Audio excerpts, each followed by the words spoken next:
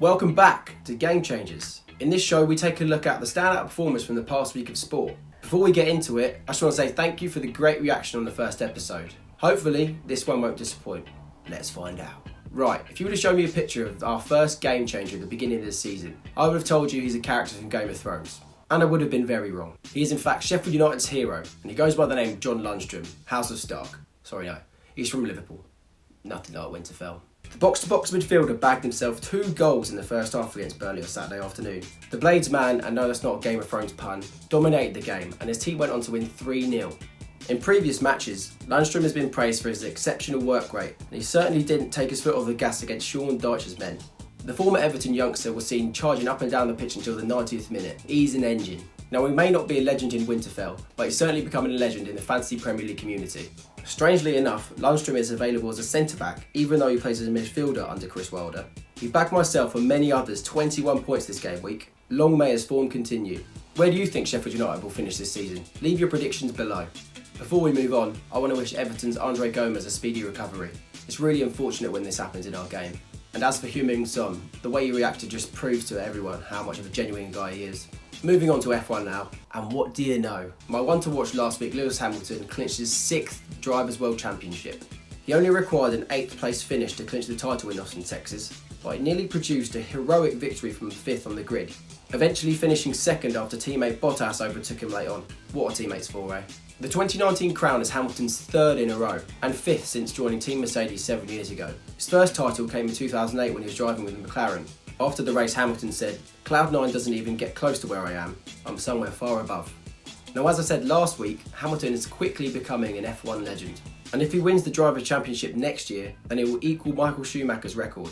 Do you think he will do it? I personally do. Let me know below.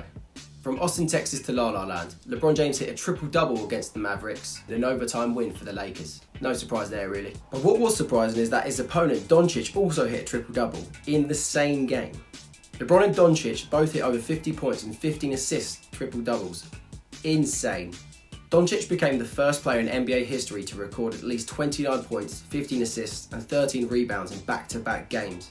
In Friday's losing effort, he put up 31 points, 13 rebounds and a career high of 15 assists. He also became the youngest player in NBA history to log consecutive 25-point triple-doubles.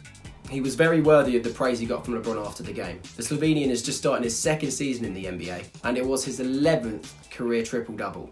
But unfortunately for Dončić, LeBron's Lakers beat his Mavericks in overtime, which means the king is basketball's game changer this week.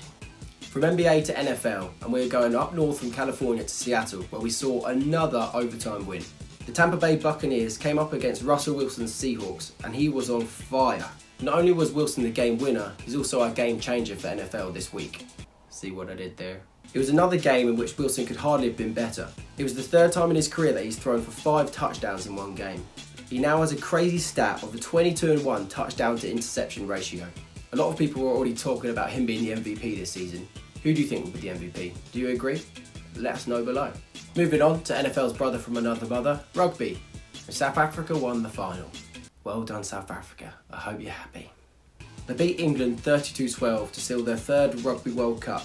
There were no real standout performers for South Africa, or England. The 2 tries were brilliant, 2 players linking up down the left wing for the first, and as for the second, which was my favourite, Colby showed his class to step past 2 England defenders and seal the match. You could argue that the Springboks captain could have been a game changer for rugby this week, but it was just such a brilliant team performance and they thoroughly deserved to win the Rugby World Cup.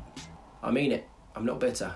Moving on please. Now, as a Brighton fan, my one to watch this week may be controversial. If you can't tell by the smirk on my face, I'll probably think so too. But we love drama these days, so I'm going to stick with it. For the past 2 games, Brighton's new star Leandro Trossard has come on as a sub and changed the game.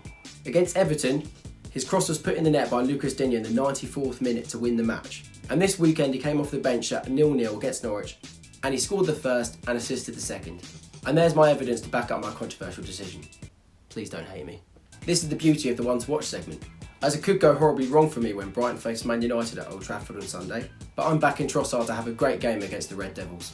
Lastly, this weekend we're going to see 2 YouTube heavyweights clash at the LA Staples Center. I'm of course talking about KSI versus Logan Paul 2. Now when it comes to a boxing rematch, both fighters normally know quite a lot about each other already. But these 2 boxers have improved so much as fighters, it's almost like a brand new clash. Click the I button above and let me know who you think is going to win, KSI or Logan Paul. I honestly can't call it. All I'm going to say is that Logan Paul looks massive, but size doesn't always matter. Just look at AJ. So that's it for another episode of Game Changers. I hope you enjoyed it. Let us know who your game changers were and what your predictions are for next week. Do you agree with me? Is Trossard going to dominate Man United at Old Trafford? Make sure to subscribe to the channel, follow us on our socials and hit the notification bell because I think it's now working. Ta-ra.